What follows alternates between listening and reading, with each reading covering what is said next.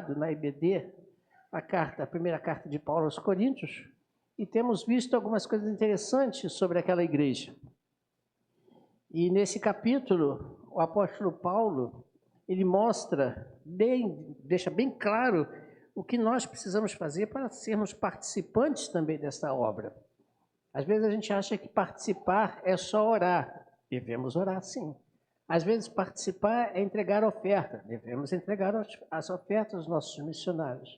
Mas também precisamos de mais coisas. Tem mais coisas aí nesse negócio para ser participantes da obra de evangelização. E apesar de ser transmitido pelo nosso Data Benção, né? Deixem a Bíblia aberta de vocês, porque hoje eu não vou passear na Bíblia toda. Hoje eu vou ficar só nesse capítulo. Né? Então não vai ter um texto aqui, outro texto lá. Não, a gente vai estar só no capítulo 9. Né?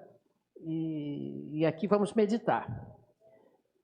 O apóstolo Paulo, escrevendo à igreja do capítulo 9 de Coríntios, ele está levando a igreja a entender o assunto do capítulo 8. É um assunto que ele estava abordando no capítulo 8. E ele vai agora no capítulo 9 falar algumas coisas pessoais, algumas coisas dele como apóstolo. E o que ele estava fazendo para alcançar as pessoas, levando assim a palavra de Deus. Então diz assim: será que eu não sou um homem livre? Não sou apóstolo? Não vi Jesus nosso Senhor? Por acaso vocês não são frutos do meu trabalho no Senhor? Se não sou apóstolo para outros, certamente eu sou para vocês, porque vocês são o selo do meu apostolado no Senhor. A minha defesa diante dos que me questionam é esta: será que nós não temos o direito de comer e beber? Será que não temos o direito de levar conosco uma mulher crente como esposa, como fazem os demais apóstolos, os irmãos do Senhor e Cefas? Ou será que somente eu e Barnabé temos de trabalhar para viver? Quem é que vai à guerra às suas próprias custas? Quem planta uma vinha e não come do seu fruto? Ou quem apacenta um rebanho e não se alimenta do leite do rebanho? Será que eu digo isso apenas como homem? Não é verdade que a lei também o diz? Porque na lei de Moisés está escrito: não amarre a boca do boi quando ele pisa o trigo. Por acaso Deus está preocupado com os bois? Será que não é certamente por nossa causa que ele está dizendo isso? É claro que é por nossa causa que isso está escrito, pois quem lavra deve fazê-lo com esperança, e o que colhe deve fazê-lo na esperança de receber a parte que lhe é devida. Se nós semeamos entre vocês as coisas espirituais, será muito recolhermos de vocês bens materiais? Se outros participam desse direito sobre vocês, não o temos nós em maior medida? Entretanto, não fizemos uso desse direito. Pelo contrário, suportamos tudo para não criarmos qualquer obstáculo ao Evangelho de Cristo. Vocês não sabem que os que prestam serviços sagrados se alimentam do próprio templo e que os que servem ao altar participam do que é oferecido sobre o altar? Assim também o Senhor ordenou aos que pregam o Evangelho que vivam do Evangelho. Eu, porém, não tenho feito uso de nenhuma dessas coisas e não escrevo isso para que assim se faça comigo. Preferiria morrer a deixar que alguém me tire esta glória. Se anuncio o Evangelho, não tenho de que me gloriar, pois sobre mim pesa essa obrigação. Porque ai de mim se não pregar o Evangelho. Se o faço de livre vontade, tenho recompensa. Mas se o faço por obrigação, é porque uma responsabilidade me foi confiada. Nesse caso, qual é a minha recompensa? É que, anunciando o Evangelho, eu o apresente de graça para não me valer do direito que ele me dá. Porque, sendo livre de todos, fiz-me escravo de todos a fim de ganhar o maior número possível. Para com os judeus, fiz-me como judeu, a fim de ganhar os judeus. Para os que vivem sob o regime da lei, como se eu mesmo assim vivesse, para ganhar os que vivem debaixo da lei, embora eu não esteja debaixo da lei. Aos sem lei, como se eu mesmo fosse, não estando sem lei para com Deus, mas debaixo da lei de Cristo para ganhar os que vivem fora do regime da lei. Fiz-me fraco para com os fracos, a fim de ganhar os fracos. Fiz-me tudo para com todos, a fim de, por todos os modos, salvar alguns. Tudo faço por causa do Evangelho, para ser também participante dele. Vocês não sabem que os que correm no estádio, todos na verdade correm, mas um só leva o prêmio? Corram de tal maneira que ganhem o prêmio. Todo atleta em tudo se domina. Aqueles para alcançar uma boa coroa corruptível, nós, porém, a incorruptível. Assim corro também eu, não sem meta. Assim luto, não como desferindo golpes no ar, mas esmurro meu corpo e o reduzo à escravidão, para que, tendo pregado a outros, não venha eu mesmo a ser desqualificado. Esse texto você leu e acompanhou comigo. Você entendeu o texto? Se entendeu, diga amém. Se não entendeu, misericórdia. Mas vamos lá. Sempre tem aqueles que, quando leem, aplicam o texto para si e existem aqueles que aplicam o texto para outros. Eu não quero entrar no detalhe aqui, né? Se você entendeu para si ou entendeu para o outro. Né? Vamos buscar aqui entender o que Paulo está falando para a Igreja de Cristo. E nós, como Igreja de Cristo, consequentemente, para nós. Bom, Paulo, quando ele começa o capítulo 9, como eu te falei, ele vem argumentando algumas coisas lá no capítulo 8, que não é hoje o nosso enfoque. Nesse argumento que ele faz, ele introduz aqui no capítulo 9, logo no primeiro versículo, não sei se você percebeu comigo, as suas credenciais de apóstolo.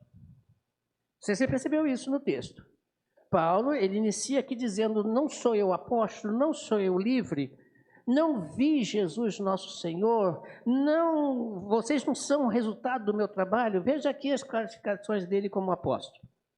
A autoridade que ele tinha para poder estar escrevendo essa carta. Não é qualquer pessoa. Ele começa dizendo que ele viu o Senhor.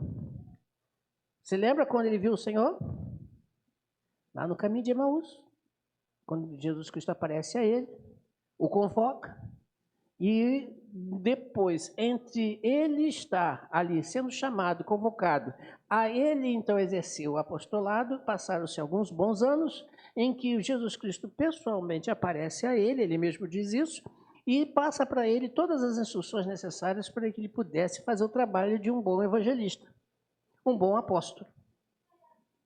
Outra, ele diz, vocês são o resultado do meu trabalho. Ora, ele está dizendo assim, vocês podem pensar tudo menos o seguinte, eu preguei, vocês se converteram. Ou seja, eu trouxe a palavra com verdade.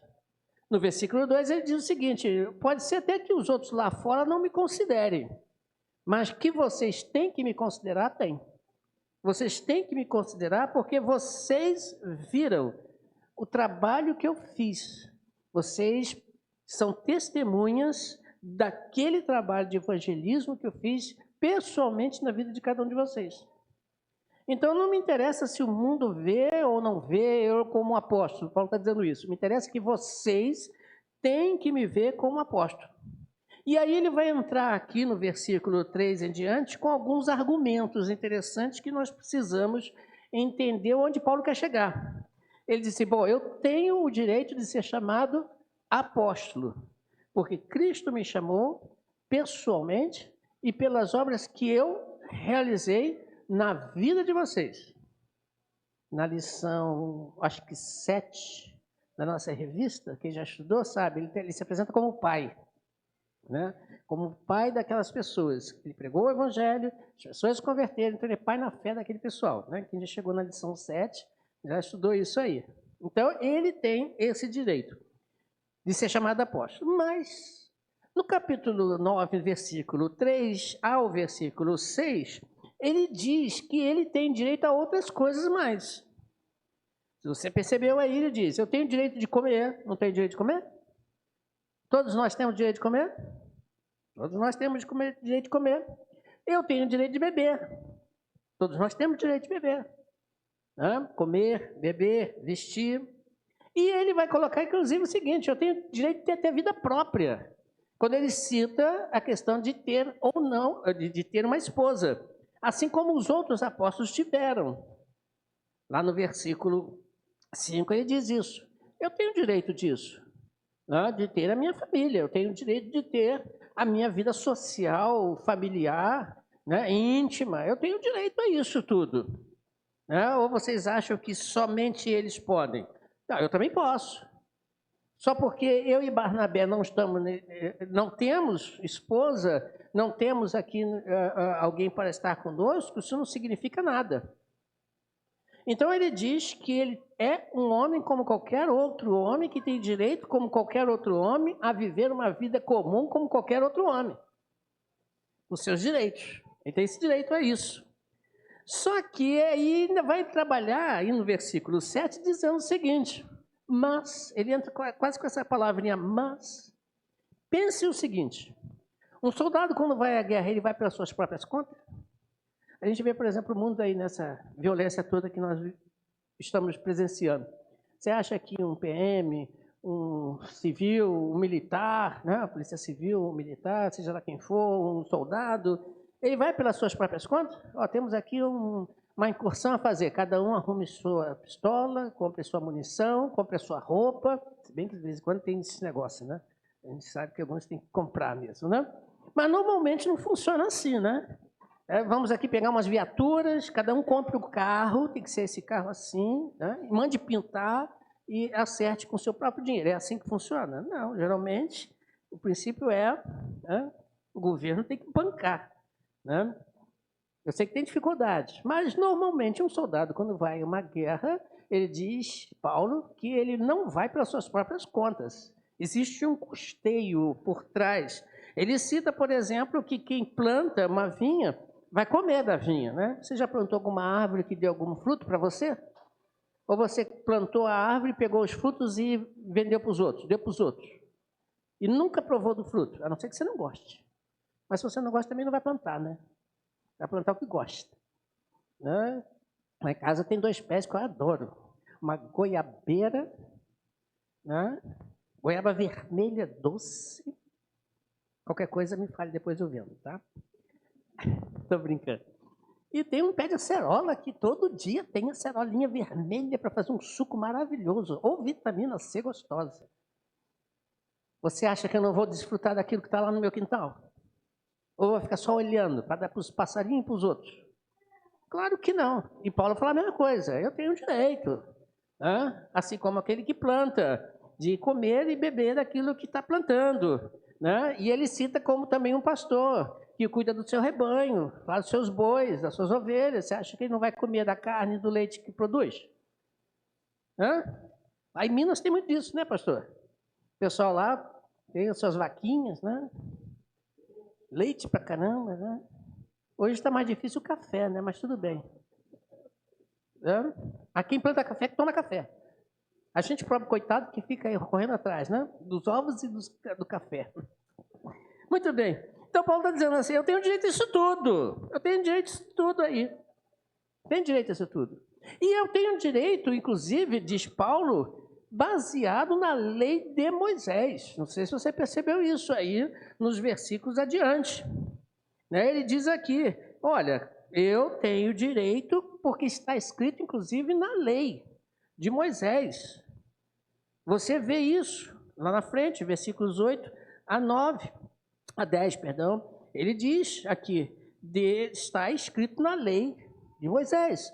Não feche ou ate ou deixe, né, evite, aliás, que o boi coma do milho que está debulhando, do trabalhando. Porque aquele que trabalha do ministério, aquele que trabalha no templo, deve desfrutar das coisas que também estão sendo trazidas para o templo. Está na lei. Se você olhar lá o Velho Testamento, estudar um pouquinho as leis que Deus instituiu quanto a isso, você vai ver que os sacerdotes, eles desfrutavam dos sacrifícios que eram trazidos. Você já leu isso. Daí o camarada ofereceu um sacrifício, trazia ele um boi. Sacrificava-se o boi no altar, E parte daquilo era quem comia? Eles, os sacerdotes. Imagina, comer uma picanha, uma costelinha assada, né? Trazia-se as ofertas, os dízimos, também dos cereais, ouro, prata. Você acha que quem desfrutava disso? As paredes? Não, eles. Está escrito lá, porque eles participavam disso. Então, os sacerdotes tinham direito. E uma coisa interessante, ele diz lá no versículo 11, preste bastante atenção a isso, se vocês, diz Paulo no versículo 11, se vocês, se nós, aliás, né, se nós semeamos coisas espirituais, seria demais também, diz Paulo, colhermos de vocês coisas materiais? Entendeu o que Paulo está falando? Aquele que trabalha levando a palavra, trabalhando no ministério espiritual, também tem direito, está escrito na lei, de desfrutar das coisas materiais também. Veja, não é fazer negócio, daqui a pouco a gente vai ver isso aqui que Paulo está falando. E tem pessoas que são verdadeiros, vamos dizer assim, vilões, né? Que querem trabalhar nas igrejas com benefício próprio, sugando o dinheiro do povo. Paulo vai falar isso daqui a pouquinho. Não é isso. Paulo não está falando isso nesse texto e nem é isso que eu quero que os irmãos pensem. Por favor, não é isso. Paulo ele está dizendo o seguinte, que é lei que aquele que vive do ministério viva sendo sustentado também pelo ministério. Está escrito isso, ele tem direito a isso. Assim como comer, beber, vestir, ter família, ter uma vida social normal e natural. Isso é direito de todo ser humano. Pois bem. Mas, diz ele no versículo 15, que de forma deliberada ele abre mão dos seus direitos. Ele, Paulo, deliberadamente, você pode ver isso no versículo 15, ele abre mão dos seus direitos. Mas ele abre mão dos seus direitos com objetivos, com alguns objetivos, para com aquela igreja. Ele não abre mão dos seus direitos de modo geral, mas sim para com aquela igreja. Não sei se vocês sabem, Paulo também era sustentado por outras igrejas, né? A igreja de Tessalônica o sustentava para fazer trabalho em outras igrejas, né? Paulo fazia um trabalho lá em Corinto, sendo sustentado pela igreja de Tessalônica. Olha que coisa interessante. Paulo trabalhava em outras igrejas, mas que ele abre mão do sustento daquela igreja para não causar algum dano ou alguma outra ideia, mas ele era sustentado por outras igrejas. E ele não abria a mão dessas outras. Por quê? Vocês vão entender uma coisa interessante a partir do versículo 16. Olha só. No versículo 16, você vai encontrar aqui como você e eu podemos ser participantes da obra do Senhor. Onde é que ele está querendo chegar com esse negócio de direito, de dinheiro, de ser sustento? Onde ele quer chegar? Versículo 16. Contudo, diz Paulo. O que ele fala aí? Se anuncio o evangelho, não tenho de que me gloriar, pois sobre mim pesa essa obrigação, porque ai de mim se não pregar o evangelho. O que ele está dizendo aí? Que ele abriu mão dos seus direitos naquela igreja, porque ele, o apóstolo Paulo, entende que havia sobre ele uma comissão, um comissionado, vamos dizer assim, para que ele fizesse o trabalho da evangelização e não um trabalho de negócio. Ele abre mão dos seus direitos pessoais para que ele pudesse pregar o evangelho naquela localidade. Aquela igreja, você está vendo, estudando na IBD, inclusive, era uma igreja bem problemática, né? Tinha mais problema do que pessoas, se bobear. Aquela igreja tinha um grande problema. No capítulo 8, como eu te falei agora há pouco, ele vai falar que aquela igreja queria e lutava pelos seus direitos. E lá na frente, inclusive, ele vai falar sobre aquelas igrejas, aquelas pessoas que jogavam seus irmãos para que eles fossem julgados, né, nos tribunais humanos, né, colocavam as pessoas, né, sobre questões judiciais. Né? Agora esqueci o termo, a palavra. Mas porque achavam que tinham direito e não abriam mão dos seus direitos. Era uma igreja problemática. Só que Paulo tinha na sua visão, um negócio interessante. Olha, eu não estou aqui para ser beneficiado financeiramente, não estou aqui para ser beneficiado socialmente, não estou aqui para ser beneficiado à vista dos homens, mas eu estou aqui para cumprir com o meu objetivo, pregar o evangelho. Esse é o meu objetivo. Às vezes nós deixamos de pregar o evangelho porque nós achamos que temos direito a alguma coisa. Pergunto eu, nós temos direito a alguma coisa? Somos miseráveis, homens. Nós somos falhos. Porque quando, a partir do momento que você acha que tem direito para alguma coisa, você começa a se achar o máximo. Era o problema daquela igreja. Aquela igreja estava se achando o máximo. Aquelas pessoas estavam se achando os melhores, como se fossem reis. E Paulo disse, acho que é na lição 7 também que fala sobre isso. Olha, gente, 7 ou 6, somos dispenseiros. Eu, Paulo, certo? Somos dispenseiros, somos empregados. Somos aqueles que estamos aqui para servir. Estamos aqui para trazer o alimento. Estamos aqui para cumprir uma tarefa. Somos iguais. Só que eu tenho uma obrigação, a obrigação de trazer o evangelho, a palavra de Deus. Não sou aqui o dono da obra. Não sou o chefe. Eu sou empregado. E vocês ficam se achando o máximo. Vocês ficam se achando os bambambãs do negócio. Querendo usufruir direitos, bens. Se você olhar bem a nossa realidade religiosa hoje, por exemplo, em quantas igrejas as pessoas se acham donos das igrejas? Quantos líderes religiosos? A igreja é minha. E trabalham para usufruir dos direitos financeiros que as pessoas muitas das vezes trazem de bom coração. Aí compra o carro do ano, apartamento na Barra, casa com piscina não sei aonde. Eu não estou dizendo aí que tem gente aí que nem todo mundo é igual. Mas tem muitos que fazem negócio da gente. Tem muitos. A Bíblia fala aqui no fim dos tempos, viriam pessoas que viriam para fazer negócio com a gente. Negócios da gente. Vender. Parece que a era da Idade Média está voltando. Onde se vendia indulgências. Lembra daquele negócio história? Quem já estudou história aí sabe como é que o negócio funcionava, né? Vendia-se indulgência. Era osso não sei de quem, era pedacinho da cruz não sei de Cristo, era um terreno no céu, né? Se vendia, e celebrar as reuniões religiosas tinha que pagar, comprar. E a coisa está voltando. Quantas igrejas as pessoas estão pagando para receber? E outros querendo receber. E inventam uma opção de coisa.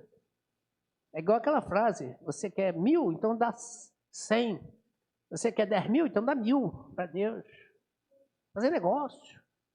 Não. Paulo entende o contexto da realidade e diz, olha gente, eu abro mão dos meus direitos para que eu possa pregar o evangelho. Eu quero anunciar. É uma obrigação que Deus colocou sobre os meus ombros. Então, para nós sermos participantes da obra, você tem que entender que existe e há de existir em nossas vidas a renúncia do eu pelo eu, para Cristo. Para que Cristo possa te usar. Renúncia. O meu direito não existe, só o de Deus. Segunda coisa está no versículo 17, olha só. Porque, diz Paulo no versículo 17, olha só, vê aí. Vê comigo. Se faço de livre vontade, tenho recompensas. Mas o faço por obrigação, se eu faço por obrigação, é porque existe o quê? Uma responsabilidade que me foi confiada. Veja, se ele faz livre e de boa vontade, ele faz porque ele sabe que vai receber o quê? Hã? Recompensa. Que recompensa? Financeira? Se ele fala sobre isso, ele está entrando em contradição com ele mesmo agora, né?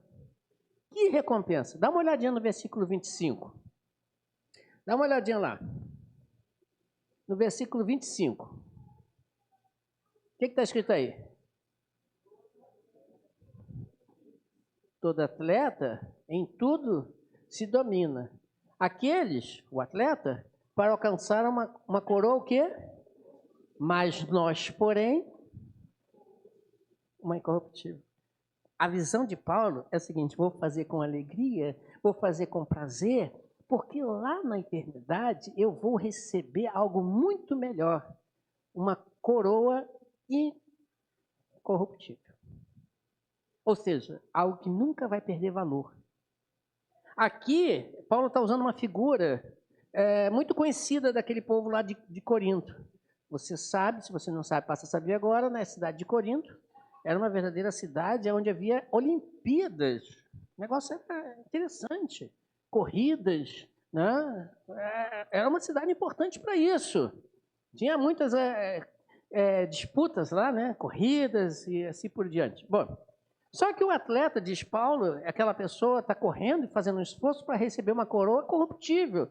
Qual era a coroa que ele recebia? No passado se recebia muito uma coroa de louro. Já viu esse negócio? Uma coroa de louro, né? É louro mesmo. Aquele negócio que você põe no feijão para tempero, né? Dali surgiu as Olimpíadas, isso mesmo. Então, o camarada que chegava lá, ganhava aquela coroa no final, né? Quantos ganhavam? Quantos ganhavam? Um. Igual hoje. Primeiro lugar. Quantos? Um. Não existe primeiro lugar para dois, né? É um.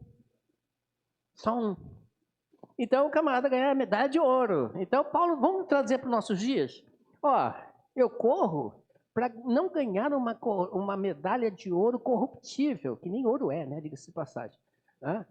É para ganhar uma medalha de ouro celestial, incorruptível, que é de ouro de verdade celestial, lógico, né? Uma coisa melhor. Então, veja, Paulo, quando ele faz o que faz, ele faz pensando no algo a mais que ele vai receber lá no céu. Você já parou para pensar nisso? Que você e eu vamos receber algo a mais do que simplesmente a vida eterna. Ele não está falando de vida eterna, não. Ele está falando de alguma coisa a mais. Uma coroa incorruptível. Salvação para aqueles que entregam suas vidas a Deus, tá, fechou, todo mundo recebe. Quem entrega a sua vida a Deus tem a salvação. Mas existe o a mais. Eu costumo de brincar aqui, né? Falando assim, na forma brincando que lá no céu, lugar para morar todo mundo tem, que aceita Cristo, entrega a sua vida. Todo mundo vai ter sua moradia no céu, né? O negócio é que tipo de moradia. Aí eu faço a brincadeira, né? Tu entra no céu, aí vem Jesus, né? Vou te mostrar a tua casa. Opa! Aí começa. Entra na primeira rua, né? A rua A, cheia de mansões. Ó! Cheia de mansões, piscina, né? Coisa linda. Cada mansão, e você está caminhando. Qual será a minha mansão? Aí acabou a rua A, agora entrou na rua B. Aí na rua B já não é mais mansão, já é casas mais ou menos boas. Eu falo, pelo menos eu estou numa casa boa, né? E chega no final, entra na rua C. Aí na rua C já não é mais aquelas casas, já é um, como é que o pessoal fala aí, um sistema habitacional aí, o negócio da vida, né? Aqueles prédios, né? Apartamento. Ih, o negócio está ficando esquisito. Qual será meu apartamento? Né? Será que tem playground aqui no meu apartamento? Ligou domínio, né? Aí acabou a rua, entrou na outra. Falei assim, caramba. Aí vem aquele sistema habitacional, sabe como é que é? Aquelas casinhas. O negócio está ficando estreito. Aí chega depois, vindo numa outra rua, fala assim, e só tem terreno. Senhor, cadê minha casa? Eu falei assim, olha, local para tu no céu tem, porque você entregou a vida. Mas como tu não fez nada, está aqui o teu terreno, vazio. É uma brincadeira que eu faço, mas expressa mais ou menos o que a gente vai receber no céu. Casa todo mundo tem. O problema é o que vem junto. São as bênçãos, são a coroa, são os galardões que a Bíblia não fala o que é, mas só diz que é galardão, alguma coisa a mais. E Paulo está de olho nesse negócio. Olha, eu não sei o que é, eu sei que é coisa boa e eu quero trabalhar para isso. Eu quero trabalhar para isso. E Paulo se empenha nisso. Então ele faz com alegria. E mesmo que ele não fizesse com alegria, ele está fazendo por obrigação e ele sabe por quê. Porque Cristo comissionou para isso. Então eu digo o seguinte, você não está muito afim de trabalhar por alegria? Faça pelo menos por obrigação, porque Cristo te comissionou para realizar uma obra. Ninguém foge disso. Ninguém escapa disso. Deus chama todos os seus filhos para uma obra. Você lembra da parábola dos talentos? A um ele deu, a outro ele deu 2. E a outro ele deu 1. Quem ganhou mais? Ninguém ganhou mais. A nossa matemática é diferente nessa hora. Todos ganharam de acordo com a sua capacidade. O negócio é que o que ganhou 5, ganhou 2, trabalhou de forma eficiente e dobraram. Mas o que ganhou 1 não fez o que deveria ter feito. Pelo menos, diz Jesus Cristo, entregasse o seu talento aos banqueiros para recolher de volta o seu 1 mais os juros. Pelo menos. Ou seja, faça pelo menos por obrigação, mas faça. É que Paulo está dizendo. Abra mão dos seus prazeres e vai ser isso exatamente o que ele vai dizer lá nos versículos 20 a 22. Olha, presta atenção. Ele diz o seguinte aqui, ó. Versículos 20 a 22. Para com os judeus, fiz-me como um judeu, a fim de ganhar os judeus. Para os que vivem sob o regime da lei, como se eu mesmo assim vivesse. Para ganhar os que vivem debaixo da lei, embora eu não esteja debaixo da lei. Aos sem lei, como se eu mesmo fosse, não estando sem lei para com Deus, mas debaixo da lei de Cristo, para ganhar os que vivem fora do regime da lei. Fiz-me fraco para ganhar os fracos, a fim de ganhar. Cadê? Agora me perdi. Fiz-me tudo bem. Fiz-me fraco para ganhar os fracos. A fim de ganhar. Cadê? Agora me perdi. Fiz de tudo para com todos, a fim de por todos os modos, salvar alguns. O que Paulo está dizendo aqui? Olha o seguinte. Gente, vamos pregar o evangelho. Vamos pregar o evangelho, mas vamos pregar com sabedoria. Vamos pregar o evangelho com sabedoria. Olha só o que ele vai dizer para você. Ele não está dizendo aqui para você ser camaleão, não, tá? Esse texto aqui. Você sabe a história do camaleão? Se ele está no ambiente verde, ele vira verde. Se ele está no ambiente azul, ele vira azul. Se ele está no ambiente rosa, ele vira rosa. Isso é o camaleão, né? Ele se adapta à realidade. Paulo não está dizendo para você se adaptar à realidade, não. Paulo está dizendo, entenda o contexto para poder pregar a mensagem. Entenda a realidade do local em que você está para trazer a verdade de Cristo. Quer ver um exemplo? O próprio Jesus Cristo. Jesus Cristo chega para um certo homem chamado Zaqueu, publicano. Zaqueu, publicano, rejeitado. As pessoas, os judeus, não entravam na casa dos publicanos, né, porque era considerado ladrões e tal. Aí Jesus Cristo chega para Zaqueu e diz o que para ele? Isso, eu quero entrar na tua casa. Ele virou publicano, Jesus Cristo? Ele foi cobrar os impostos? Roubar como os publicanos? Não. Ele entrou na casa do publicano. Ele foi lá. Ou seja, ele se fez como um, entrando na casa de um, para ali pregar o evangelho. Mulher samaritana. Vamos levar lá para a mulher samaritana. Mulher samaritana vai buscar água, meio-dia. Por que ela vai buscar água meio-dia? Quem sabe a história? Isso. A sociedade não aceitava ela. Porque ela tinha, ou estava vivendo uma vida errada, né? Ela estava vivendo com um homem que não era marido dela e já tinha tido outros. Aos olhos da sociedade, desprezada pelas mulheres. Então ela vai no horário que não tinha ninguém para pegar água lá no poço. Vai sozinha. Quem está lá no poço? E Jesus faz o que com ela? Pede água. Me dá água.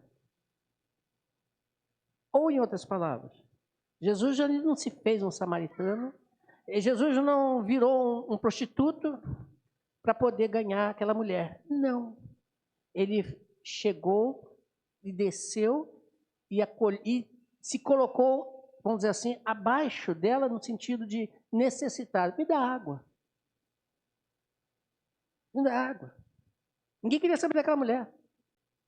E Jesus Cristo, eu preciso de você. Me dá água. Ele não se rebaixou. Paulo também faz isso. Não sei se você já leu as cartas de Paulo com atenção.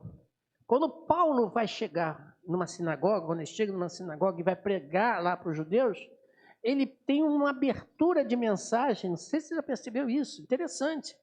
Ele entra falando dos pais, Moisés, Abraão, Isaac, Jacó, pessoal judeu.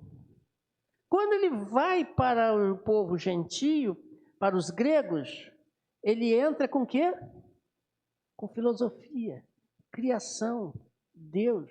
Tu lembra quando ele chega lá naquela cidade cheia de estátuas, né, de altares? Ó, tô vendo que vocês são um pessoal aí interessante. Ó, eu tenho um Deus aqui para apresentar a vocês, que vocês não conhecem. E ele vai lá no Deus da criação. Paulo, ele entende o contexto, ele entra com a mensagem baseada naquilo que eles entendem. Que eles entendem, não adianta você chegar. Né? Uma vez eu estava em... esqueci o nome da cidade. A gente foi para a cidade que tem muita bruxo. Muito obrigado. Daí eu esteve lá esses dias. Uma vez eu estava lá em São Tomé das Letras, não eu pessoalmente vi. Uma pessoa que estava lá viu. Tinha um pastor pregando aos hippies. Aqui vem? Tinha um pastor lá pregando aos hippies daquela cidade. Tem muito, né, irmão Dailton? Tem muito. Então, aí, gente, se você olha para aquele pastor, você não diz que ele é pastor. Por quê? Porque ele estava vestido igualzinho, mas pregando o evangelho. E pregando na linguagem deles. Ele precisou se contaminar, fazer as coisas que eles fazem? Não. Ele entendeu o contexto e trouxe uma mensagem dentro do contexto deles. Certa vez uma missionária, eu acho que é uma missionária ou um missionário, traduzindo a Bíblia para uma tribo indígena, ele precisou adaptar um versículo para que eles entendessem a ideia.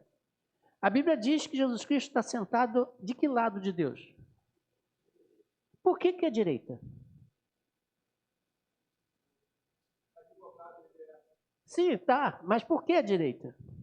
Porque na nossa cultura ocidental, o direito é mais importante do que o esquerdo. Não é isso? O mais importante. O que esse missionário faz?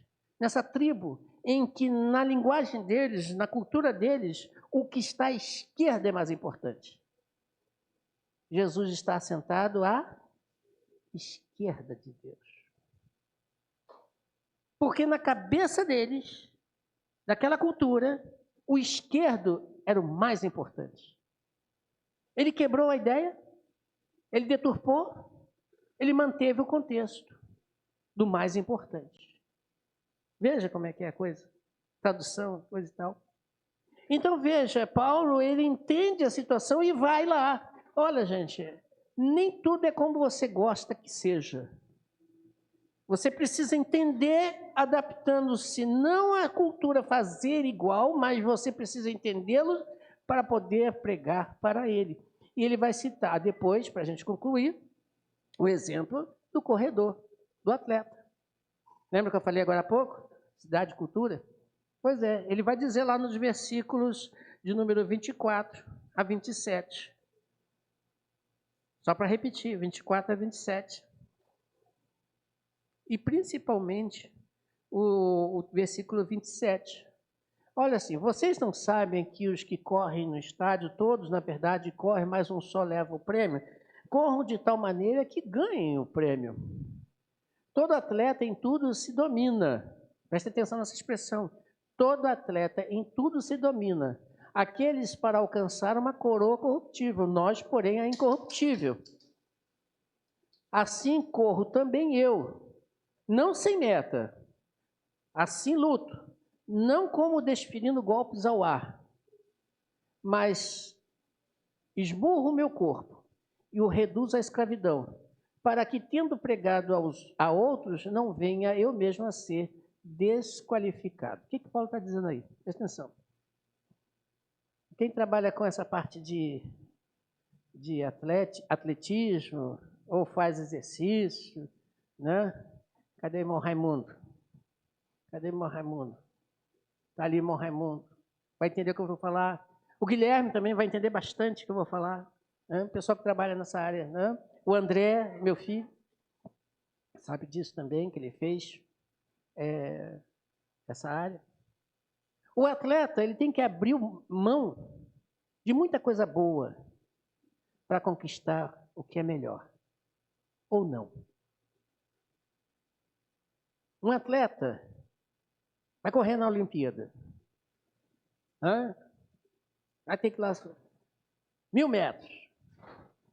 Você acha que ele vai no dia anterior encher a cara de chocolate, pão e coisas assim do tipo? Você acha que ele vai? Já começa que se ele se encher tanto, vai engordar um pouquinho, vai perder. Né? Não é assim que funciona? O pessoal aí da área da educação física. Ele precisa se abster. Ele precisa se esforçar.